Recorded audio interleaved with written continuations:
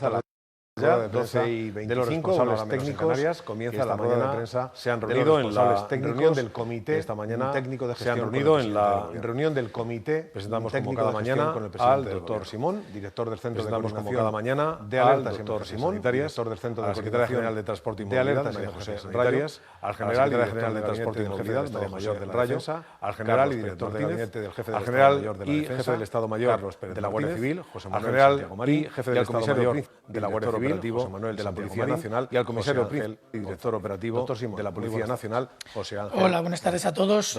Vamos como siempre a dar la información. Hola, buenas tardes a todos. Vamos como siempre a dar la información sobre la evolución de la epidemia. Decir que hoy es un día que se ha estabilizado respecto a los días anteriores, en esa tendencia descendente que estamos observando los días anteriores, en esa tendencia descendente que estamos observando, grandes variaciones. Sí que es cierto que en los que no hay grandes análisis según los diferentes sí que es cierto que tenemos, si hacemos los análisis según los diferentes tipos de información, estamos hablando del incremento de las pruebas de anticuerpos, de las que indican que una persona ha podido tener la enfermedad previamente sin que sea un caso activo en este momento. Las series estaban sufriendo algunas distorsiones que no eran fáciles de interpretar. Bueno, en ese sentido sí que podemos hacer una indicación de las pruebas o de las personas diagnosticadas recientemente por cada tipo de prueba que nos ayuda a entender mejor la evolución. En ese caso, de los 4.635 nuevos casos, un incremento del 2,2% respecto al día de ayer, sabemos que 3.052 son casos diagnosticados por PCR. Son los datos, son el tipo de diagnóstico más comparable a lo que veníamos haciendo las semanas anteriores, pero no del todo. También sabemos que el número de nuevos casos diagnosticados por pruebas serológicas son 1.656. La suma total hace los 4.600 y pico que les he comentado hace un momento. Obviamente, todo esto hay que interpretarlo con mucho cuidado porque, como digo, al incrementarse el uso de las pruebas serológicas, los barridos en algunos grupos poblacionales y al incrementarse sustancialmente el número de PCRs, obviamente los grupos a los que se diagnostica son diferentes. Sabíamos que íbamos a tener un incremento relativo de casos, que ha sido mucho menor del esperado, aunque tengamos un incremento muy importante en el número de pruebas, lo cual indica que la epidemia va incluso mejor de lo que pensábamos, pero lo cierto es que los datos hay que interpretarlos con más cuidado porque tenemos esa diferencia en la forma de hacer el diagnóstico. Por otro lado, si nos fijamos en los datos un poco más estables, como siempre hablamos, no del todo, pero un poco más estables, de gravedad, hospitalizados, UCIs, nos damos cuenta de que las UCIs crecen un 0,8, aproximadamente lo mismo que estábamos viendo en los días anteriores, y el número de hospitalizados crece un 1,2%. Hay pequeñas variaciones, por ejemplo, en los días anteriores había una sola comunidad autónoma que aportaba casi el 50% de los nuevos ingresados en UCI y de los nuevos hospitalizados. En este caso, esa comunidad autónoma aporta a día de hoy alrededor de un tercio de estos casos, con lo cual vamos poco a poco homogenizando las series en todas las comunidades autónomas. Además, tenemos, desgraciadamente, todavía 440 nuevos fallecidos, que si bien siguen siendo muchos más de lo que nos gustaría, todos sabemos lo que esto significa, pero sí que es cierto que a lo largo de esta semana seguimos manteniéndonos en el rango de los 400 bajos, de 400 a 440, como puede ser el día de hoy, mientras que la semana anterior estábamos en el rango de los 500 y pico. Es decir, que progresivamente incluso la serie de fallecidos, que es la que más tarda en modificarse respecto al nivel de transmisión, también vamos viendo que esas tendencias a lo largo del tiempo, si las valoramos con un poco más de perspectiva, también van bajando. Y sin decir ya más, que le voy a pasar la palabra al general Carlos Pérez, del Ministerio de la Defensa. Gracias, Fernando. Buenos días. Ayer miércoles las diferentes unidades que participan en la operación Balmis mantuvieron un esfuerzo de apenas 6.000 militares, 6.046 en concreto, en un total de 217 localidades. Ayer se desinfectaron 60 residencias de mayores, 8 hospitales y 10 centros de salud. Hoy tenemos previsto actuar en 193 localidades y las principales actividades son las siguientes. En cuanto a desinfecciones, continuaremos en las instalaciones de IFEMA. Se desinfectará el Palacio de Hielo, que ha funcionado como depósito intermedio de fallecidos número 1, que, como seguramente sabrán, se clausuró ayer.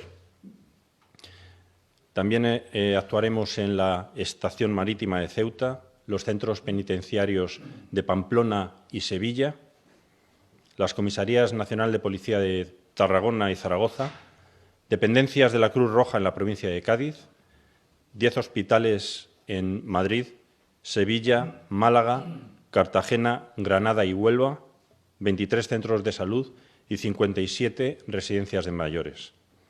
En cuanto a apoyos por movimiento, estamos pasando a centrar la actividad en traslado de alimentos, principalmente apoyo a bancos de alimentos, pero ayer también se transportó agua potable en Mejorado del Campo, en Madrid, y en Valencia. Y, como digo, transporte de alimentos en el área de Cartagena y una donación para los bancos de alimentos de Granada y de Córdoba y productos de primera necesidad desde IFEMA a diversas entidades en Madrid. Es de destacar que ayer ya no fue necesario realizar ningún apoyo por transporte de fallecidos ni de enfermos entre hospitales por parte de personal de las Fuerzas Armadas, lo que, ya digo, es una buena noticia. También es una buena noticia que continuamos con el desmontaje de material en los pabellones 1, 3, 5, 7 y 10 de IFEMA. Continuamos, además, con labores de formación por parte de la UME a organismos civiles en distintas provincias, en Castellón, Jaén y luego en La Palma y Hierro. Hoy, continuando con la exposición que venimos haciendo de casos concretos de apoyo de las Fuerzas Armadas a las distintas autoridades, me gustaría exponerles un caso concreto, un ejemplo real de un procedimiento de apoyo a una administración, en este caso concreto a la Comunidad Autónoma de Aragón. La solicitud se inició este domingo por la mañana, el domingo 19 de abril. Como digo, la Comunidad Autónoma de Aragón solicitó la desinfección de una residencia de ancianos, en concreto la residencia Santa Bárbara en Zaragoza. Y realizó esta solicitud, también como es lógico, al Ministerio de Derechos Sociales y Agenda 2030. El Ministerio de Derechos Sociales estudió la solicitud, tenía la opción de acometerla con medios propios o solicitar apoyo al Ministerio de Defensa, y es esto lo que hizo. Cuando llegó al Ministerio de Defensa, esta solicitud se dirigió al Mando de Operaciones, que es lo que hacemos siempre, que es el organismo que dirige y coordina todas las actividades que está realizando en la Operación Balmis el Ministerio de Defensa.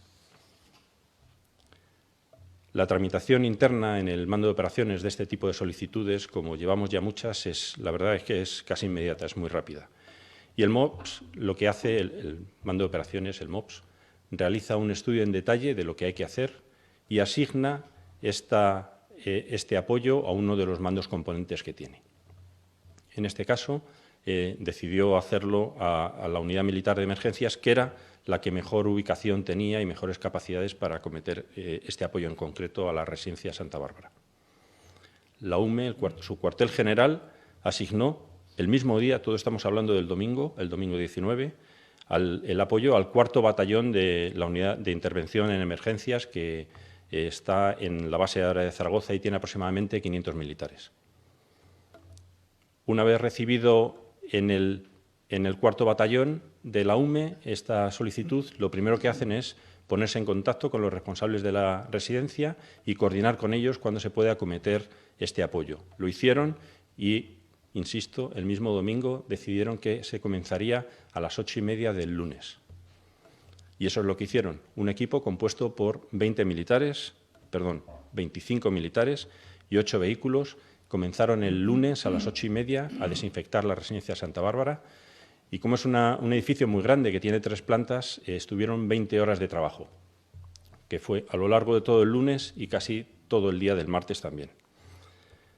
Entre la entrada de la solicitud del domingo hasta que se inició la desinfección pasaron menos de 24 horas y esto no es inusual, sino que es ahora mismo una de las tónicas habituales en las intervenciones, en los apoyos que realizamos.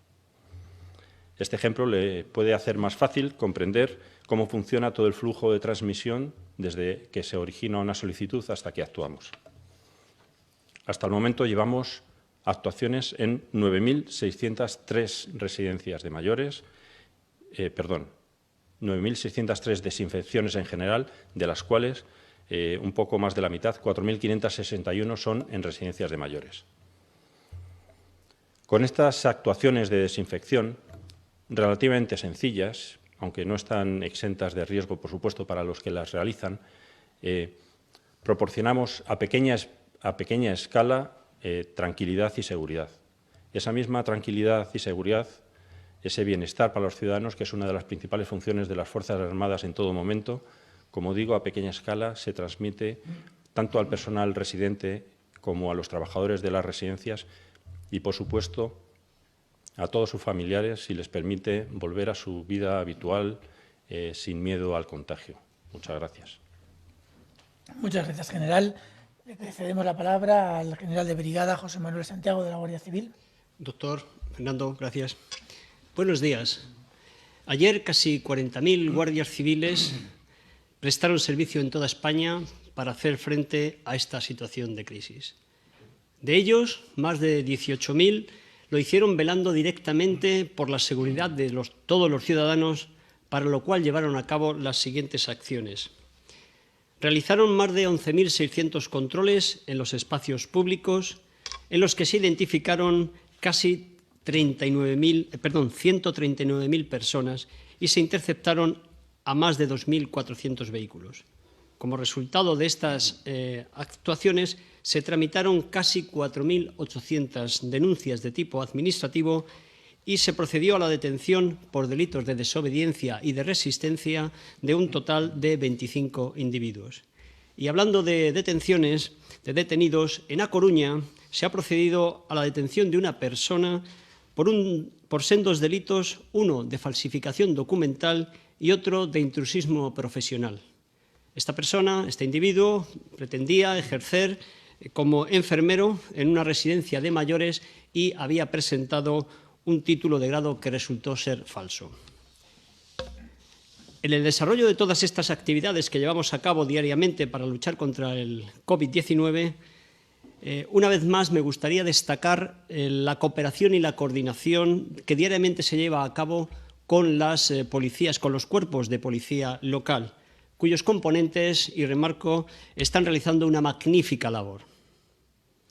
Por lo que se refiere a otro de los aspectos que trabaja la Guardia Civil, cuál es el apoyo y el auxilio a los colectivos más vulnerables y a los servicios públicos que los atienden, en el día de ayer los hombres y mujeres de la institución, de la Guardia Civil, llevaron a cabo un total de 950 servicios de tipo humanitario, rescates y auxilios de todo tipo.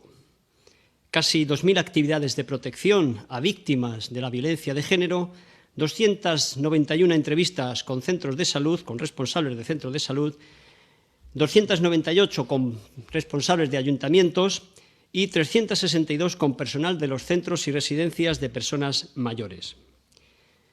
Esta actividad, la de apoyo y auxilio a los colectivos más vulnerables, se ha revelado como una herramienta fundamental para conocer cuáles son las necesidades de estas personas y de los servicios públicos y poder atenderlas lo mejor posible, atender sus requerimientos. Fruto de esta colaboración se han podido realizar, ya les he dicho, numerosas actuaciones, pero me gustaría remarcar en concreto dos. Una en Huesca, donde se está apoyando a los profesionales sanitarios encargados de realizar las pruebas de detección del COVID-19, y otra en Córdoba, que en los últimos días están llevando a cabo el traslado de material sanitario a 29 residencias de la tercera edad de varios municipios.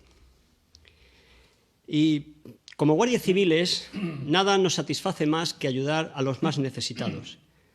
Esta es nuestra misión fundamental, nuestra misión principal y la verdadera razón de ser de nuestra institución. Muchas gracias y un día menos. Muchas gracias, general. Le cedemos la palabra al comisario principal, José Ángel González. Muchas gracias, Fernando. Buenos días. En primer lugar, quisiera expresar nuestras condolencias a la familia del inspector de policía Sebastián Sabariego Rivero, que ha fallecido esta noche en Málaga. Sebas, un hombre muy querido por todos sus compañeros, y le expresamos a su familia todo nuestro apoyo y cariño. En estos momentos en que se empieza a vislumbrar la esperanza en la victoria, quiero nuevamente recordar y agradecer el trabajo eficaz y eficiente que están realizando los más de 70.000 hombres y mujeres de todas las que componen las diferentes policías locales de nuestro país. Cada día demostráis a todos vuestro trabajo siempre cercano, vuestro probado sentido del deber, preparación y capacidad en el desempeño profesional. Si algo positivo tenemos que sacar todos los cuerpos y fuerzas de seguridad, es que cuando hay colaboración, cooperación y coordinación y todos remamos en la misma dirección, todo es muy fácil. En las últimas 24 horas, el número de personas detenidas han sido 84. Desde que entró en vigor el Real Decreto, hacen un total de 2.821. Respecto a las sanciones, en las últimas 24 horas se han tramitado 4.406, que suponen un total de 177.474. Respecto al cierre de fronteras interiores con Francia y Portugal, en las últimas 24 horas se han realizado 163 denegaciones de entrada y se han controlado 17.798 vehículos y se ha realizado una detención. Durante el estado de alarma, la Policía Nacional no ha cesado en su lucha contra la trata de seres humanos ni contra la explotación laboral. Nuestras unidades especializadas continúan realizando una excepcional labor de prevención, detectando las redes de captación y la ruta de traslado de las víctimas, labor que es posible gracias a la continua y excelente cooperación que la Policía Nacional mantiene en el ámbito internacional. Igualmente, se mantiene la investigación de las organizaciones que, aprovechando las circunstancias de debilidad de las personas y sus necesidades, las explotan laboralmente, atacando frontalmente los derechos fundamentales. En este periodo de confinamiento hemos procedido a la detención de 32 explotadores y la liberación de 25 víctimas que estaban siendo explotadas sexualmente, mientras que en la protección de los derechos laborales hemos llevado a cabo 44 operaciones que han finalizado con 53 detenidos. Es de justicia, en este momento, agradecer a la colaboración ciudadana, la cual nos ha reportado 200 comunicaciones. Esta nos llega a través del teléfono 910 50 90 y el correo electrónico trata@policia.es. Dos herramientas donde denunciar este tipo de delitos siempre de forma anónima y confidencial. Como ejemplo de utilidad de estos canales, ustedes recordarán que hace unos días les informábamos que una de esas comunicaciones permitió liberar a 3 mujeres prostituidas en una vivienda de la localidad malagueña de Estepona, arrestando a sus explotadores. Nuestro lema es claro: con la trata no hay trato. También les quiero informar de la detención de un hombre que se hacía pasar por médico para presuntamente estafar a sanitarios de un centro hospitalario de Madrid. Una conducta que en estos días tan especialmente complicados merece un especial reproche. El arrestado tenía uniforme sanitario, así como una tarjeta identificativa a su nombre que le acreditaba como médico especialista del servicio de inmunología de un centro hospitalario de la capital. Las investigaciones nos han permitido averiguar que había sido visto en varias ocasiones en un hospital madrileño donde, al parecer, había contactado con los profesionales sanitarios del centro al objeto de recoger dinero para la compra de material de protección individual. Desde que comenzó el estado de alarma, la Policía Nacional ha mantenido más de 4.200 contactos con el sector sanitario a través de la red del interlocutor policial sanitario, que tiene desplegada por todo el país, estando presente más que nunca nuestro lema: cuida de quien te cuida. El interlocutor policial sanitario se encarga de coordinar, cooperar, desarrollar y ejecutar las actuaciones relacionadas con cualquier manifestación de violencia o intimidación al personal sanitario, siendo además el punto de contacto permanente con los responsables de los centros médicos, colegios profesionales y autoridades territoriales competentes, lo cual, en esta crisis, ha permitido a la Policía Nacional estar más cerca de nuestros sanitarios y apoyarles en sus preocupaciones diarias. Muchas gracias. Muchas gracias, comisario. Le cedemos la palabra a la secretaria general de Transporte y Movilidad, María José Rayo. Muchas gracias, doctor. Buenos días. Como todos los días, paso a dar cuenta, en primer lugar, de los datos de utilización del transporte público y los vehículos privados en el día de ayer. Un día caracterizado por la continuidad, una vez más, en la utilización de las cercanías en el núcleo de Madrid estuvo en el entorno del 12%, en Rodalíes de Barcelona en el entorno del 8% y en el resto de núcleos de cercanías valores en ese entorno. Unos un poquito más, unos un poquito menos, pero con un número de pasajeros muy inferior a Madrid y Barcelona. Se sigue confirmando el adelanto de la hora punta. En el punto de la red que más viajeros tiene, que es la estación de Atocha de Madrid, la hora punta prácticamente acaba a las 7:15 de la mañana, principalmente o posiblemente motivado, bueno, pues porque hay muchos sectores de la población que no están viajando, como los estudiantes, los niños que van al colegio, y eso hace que la hora de punta se adelante mucho. En los servicios comerciales de Renfe, principalmente los servicios de alta velocidad, seguimos con también niveles prácticamente equivalentes a los de días anteriores. Concretamente, ayer fueron 1.887, pero estamos siempre en una franja en el entorno entre los 1.500 y los 2.000, que repito casi cada día, que es un porcentaje que no supera el 3% de los 89.000, 90.000 pasajeros diarios que en un día equivalente del año anterior hubieran viajado.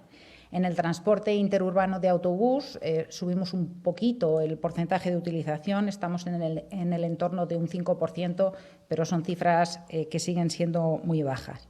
Y también continuidad en el transporte aéreo, seguimos estabilizados en el entorno de las 300 operaciones en el conjunto de los aeropuertos de AENA. Concretamente, en el día de ayer fueron 276, de las cuales 73 fueron para conectividad con las islas o movimientos entre islas. En cuanto a los vehículos ligeros, también continuidad con un poco de incremento de utilización respecto a días anteriores. Concretamente, los datos de la Dirección General de Carreteras en los accesos a Madrid y a Barcelona pues marcan niveles de utilización de un 35% en Madrid, es decir, una reducción de un 65%, o un 34% en Barcelona, es decir, una reducción de un 66%. Y en la media de los grandes núcleos urbanos de España, la Dirección General de Tráfico nos marca un nivel de utilización de un 36%. La semana pasada esta cifra estaba en el entorno de un 30%, lo que quiere decir que la gente proporcionalmente está utilizando más su vehículo privado, cuestión que es buena en estos momentos. En la red principal, en la red de autovías entre grandes capitales y en todo el territorio, el nivel de utilización también está estabilizado en el entorno del 30-31%. Y hoy podemos ver un gráfico cedido también por la Dirección General de Tráfico, en el que se registran las retenciones cada día. Estas retenciones se encuentran disponibles en el Punto Nacional de Acceso de Información de Tráfico y es claramente identificable el momento en el que comenzó el estado de alarma, e incluso son claramente identificables aquellos días que han sido o viernes o el miércoles anterior a Semana Santa y que se han producido algunos episodios de retenciones motivados por los controles exhaustivos que se llevaron a cabo esos días para evitar desplazamientos no autorizados. La verdad es que son cifras que hablan por sí mismas. En definitiva, el transporte, la movilidad, pues es que no son noticia. Estamos en cifras que se mantienen en el tiempo. Eso es muy bueno, es muestra del gran compromiso de la ciudadanía que está respetando las normas, que ha asumido perfectamente que no estamos en un momento de desescalada todavía, seguimos en la fase de desconfinamiento. Y también tenemos una infografía que muestra la evolución de esos datos de movilidad en las 5 semanas que llevamos cerradas de confinamiento. Son cifras medias en España y eso no quita que haya sitios en los que pueda haber variaciones al respecto, pero marcan esa estabilidad en ese autocontrol por parte de todos los ciudadanos. Las operaciones aéreas Ha sido progresivo el descenso y estamos ahora en niveles mínimos, equivalentes a los de la semana anterior. En vehículos ligeros estamos también en niveles de un 80% de reducción de media. Hay que tener en cuenta que los días laborables están en el entorno de un 70 y los fines de semana 95, y al final estamos hablando de datos medios. Y bueno, en definitiva, datos que reflejan una grandísima reducción de la movilidad que no se ha incrementado, cosa que vuelvo a decir que es mérito de todas las personas. En otro orden de cosas, pues informar que hoy se ha publicado una nueva orden ministerial en el Boletín Oficial del Estado para flexibilizar aquellos vuelos que son considerados esenciales, como son los vuelos de material sanitario, los vuelos de lucha contra incendios, salvamento marítimo, repatriaciones, bueno, todas aquellas actividades que son esenciales y que lo que se hace es facilitar su desarrollo en esta etapa del estado de alarma.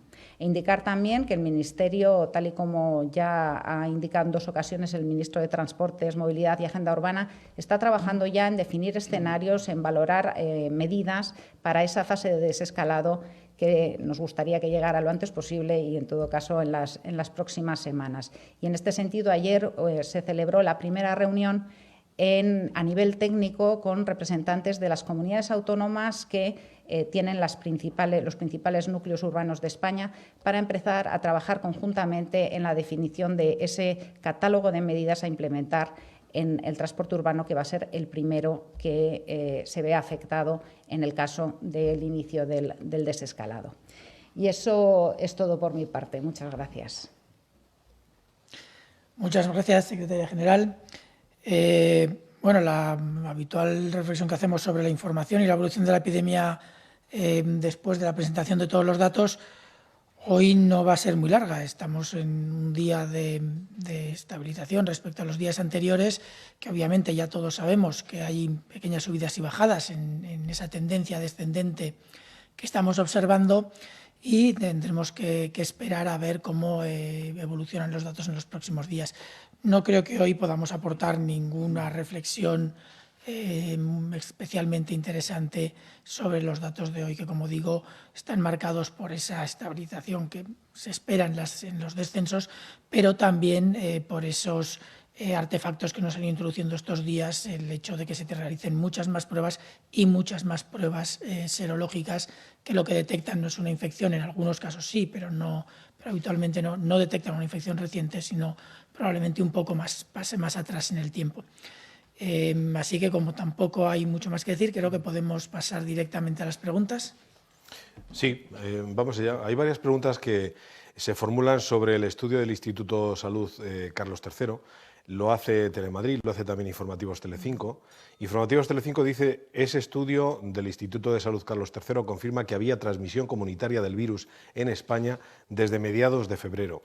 ¿Cree que habría que haber modificado los criterios epidemiológicos entonces para haber iniciado las medidas de aislamiento antes de lo que se hizo? Telemadrid, en una línea similar, pregunta por este estudio. Entró el virus en España en febrero y por 15 vías distintas, no por un único paciente cero, tal y como se creía hasta ahora. ¿Qué importancia tienen estas conclusiones?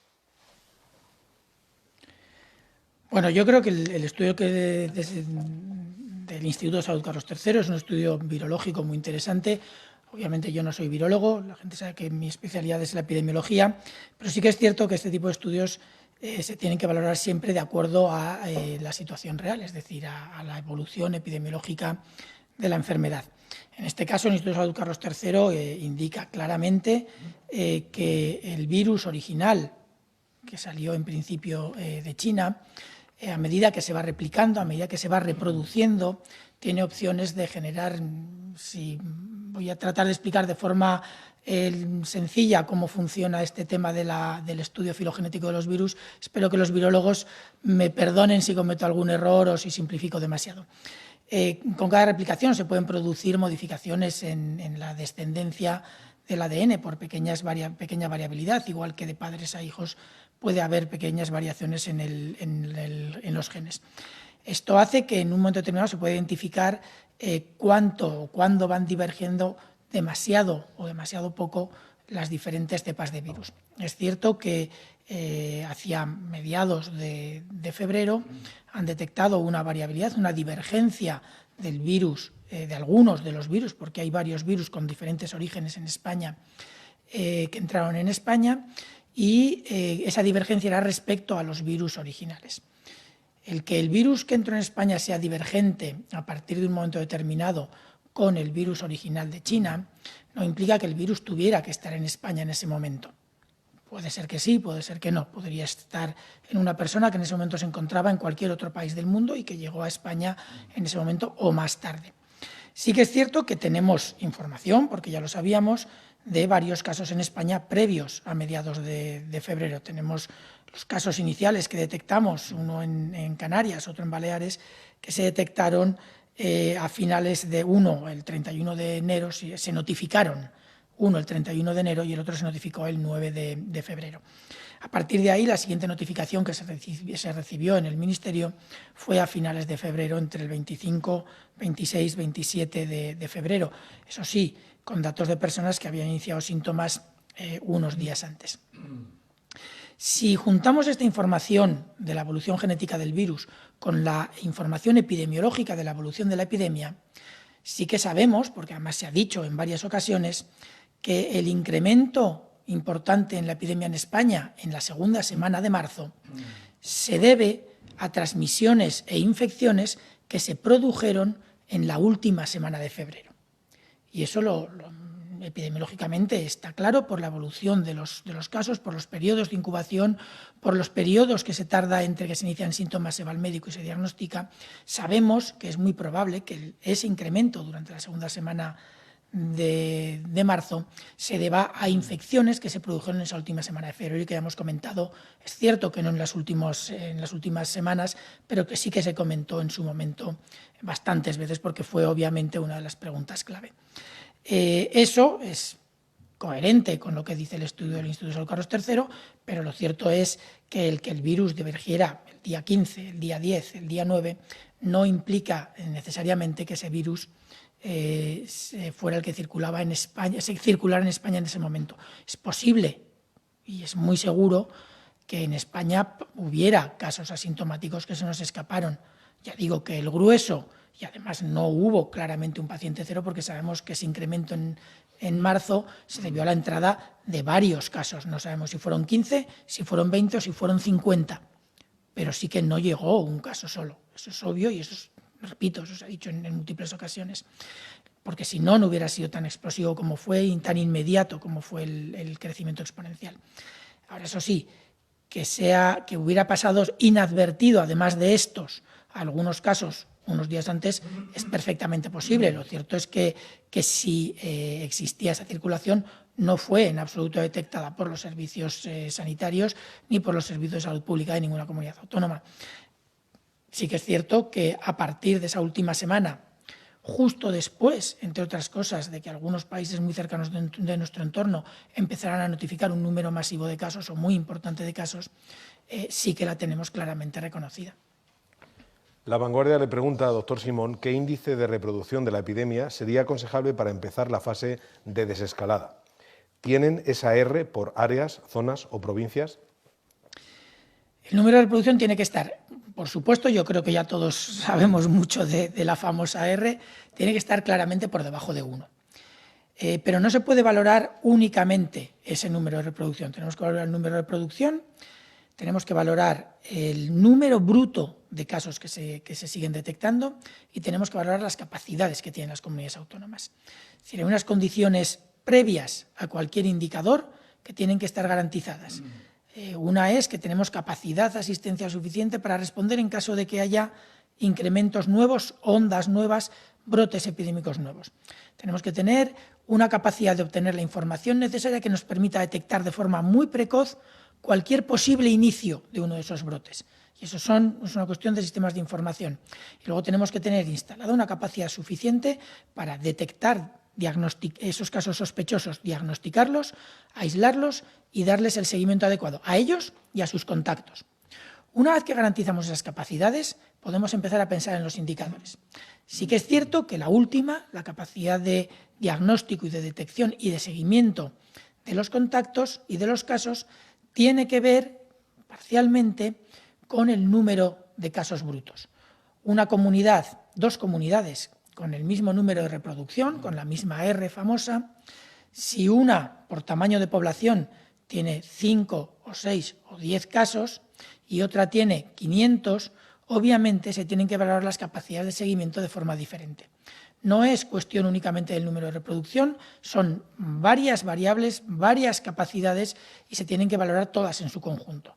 Es cierto que ahora mismo la mayor parte del país tiene un número de reproducción que pueden hacernos pensar en la posibilidad de ir iniciando todo este proceso lentamente y siempre y cuando se garanticen esas capacidades previas que se tienen que garantizar. Todavía no las podemos garantizar en una gran parte del territorio y alguna de ellas en ninguna comunidad autónoma ni en ninguna provincia. Por lo tanto, tenemos ahora un periodo todavía de unos días, al menos alrededor de 2 semanas, en las que tenemos que conseguir progresivamente que todas las comunidades estén en ese punto de partida y a partir de ahí habrá que estimar los diferentes indicadores que, asociados a esas capacidades instaladas, permitan iniciar el proceso. Madrid Diario le pregunta al general Carlos Pérez Martínez. ¿La UME se está replegando o readaptando sus actuaciones vista la evolución de la pandemia?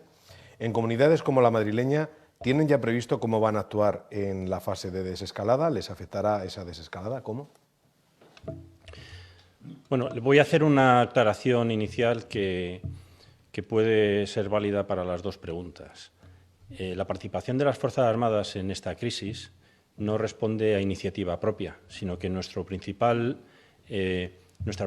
función es la de apoyo. Nosotros apoyamos a las otras administraciones con nuestros medios.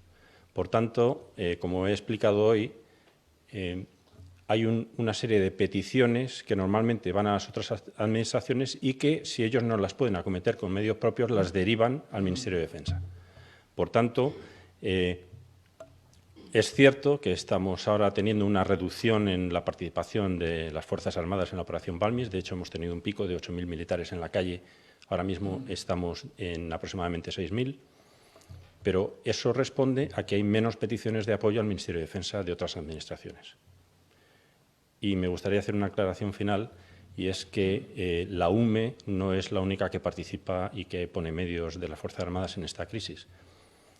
El mando de operaciones es el centro de control y coordinación de toda esta operación y al mando de operaciones se le han dado una serie de fuerzas que nosotros le llamamos mandos componentes, que son organizaciones que ponen sus medios a disposición del mando de operaciones. La UME es solo uno de estos mandos componentes. Los otros son el Ejército de Tierra, el Ejército del Aire, la Armada, la Guardia Real y la Inspección General de Sanidad de la Defensa. Y como he comentado hoy, el proceso de reducción de apoyos de las Fuerzas Armadas se va viendo muy claro. Estamos cerrando pabellones en IFEMA, no hacemos traslados de enfermos, no hacemos traslados de fallecidos y realmente lo que he dicho antes, de 8.000 hemos pasado a 6.000 personas, 6.000 militares en la calle. Doctor Simón, hoy varios medios insisten en la pregunta relativa a las residencias y datos de las residencias. Formulo varias de las preguntas realizadas por medios como La Voz de Galicia, porque el Ministerio sigue sin publicar los datos de las residencias que le han facilitado a las comunidades. Radio Nacional, los datos de fallecimientos en residencias siguen sin ofrecerlos. ¿Hay algún problema con el análisis? Y Onda Madrid pregunta qué les parece que la Comunidad de Madrid haya decidido publicar en su web desde ayer su recuento de fallecidos, incluyendo a los muertos con sintomatología, tanto en hospitales como residencias y domicilios. Bueno, en cuanto a... me lo anoto para no olvidarme de la última parte. En cuanto a los datos, son datos que están analizando en el Ministerio de Sanidad en colaboración con el Ministerio de Derechos Sociales y Agenda 2030, y yo entiendo que los tendremos en breve. Lo cierto es que la entrada de la información ha sido progresiva. No sé si se ha cerrado ya o no. Este análisis lo lleva otra unidad con la que yo obviamente tengo relación, pero no hemos hablado en los últimos 2 o 3 días de este tema porque entiendo que en cuanto esté me llegara la información.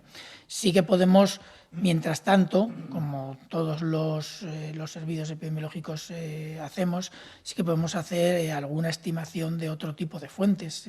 Hay muchas comunidades autónomas que, como mencionan de la Comunidad de Madrid, han publicado la información relativa a sus comunidades, a sus residencias de mayores. Prácticamente todas, bueno, prácticamente todas no, pero un número importante de comunidades autónomas tienen en abierto información relacionada con esto. Sabemos algunos datos a partir de esa información que pueden ser interesantes. Sabemos que obviamente no todas las comunidades autónomas, las residencias de ancianos han sido afectadas. En base a la información parcial disponible en las webs de las comunidades autónomas, sabemos que con cierta variabilidad, en algunos casos importantes, pero la mayoría de los datos que publican indican que entre el 10 y el 20% de las residencias de mayores pudieron estar afectadas con casos de COVID, el resto no, con lo cual ahora el objetivo es evitar que el virus llegue a estas otras. Sabemos que las letalidades, siendo importantes, eso lo tenemos todos claros, también tienen mucha variabilidad entre diferentes residencias y entre diferentes comunidades autónomas, y en general dependen del volumen y el número de residencias que hayan sido afectadas, y puede variar sustancialmente, incluso entre el 6 y el 20% según los informes que publican en abierto las comunidades autónomas. Lo que trata el Ministerio con este estudio, con estos datos que solicitó a las comunidades autónomas, que son datos muy básicos, muy sencillos, pero que han ido llegando progresivamente, es tratar de conseguir una visión global de todo esto. Yo espero que estén pronto, pero lo cierto es que ahora mismo no los tengo disponibles. En cuanto al recuento de fallecidos de Madrid, vamos a ver, todos sabemos que ha habido un incremento importante de fallecidos en España, eso es obvio. Todos los informes en abierto del sistema de monitorización de la mortalidad que tenemos establecido en España desde el año 2004 lo indican claramente. Ahora bien, yo creo que la interpretación de ese exceso de mortalidad no es fácil.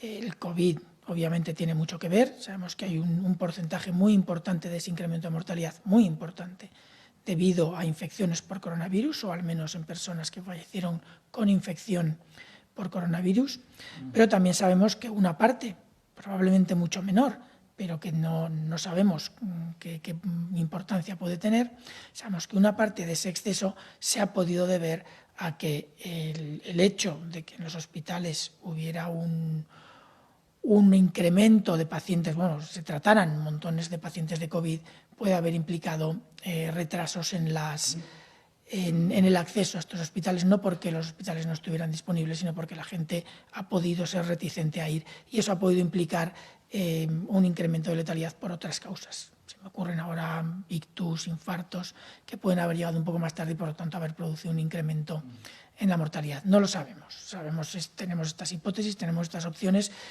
Lo que sí que sabemos es que un cuadro en personas residentes en residencias de mayores compatible con COVID, cuando nos referimos a una sintomatología básica, es un cuadro demasiado inespecífico como para pensar que todas esas personas han fallecido por COVID. Es posible que una parte importante de ellas sí, pero no tenemos certeza.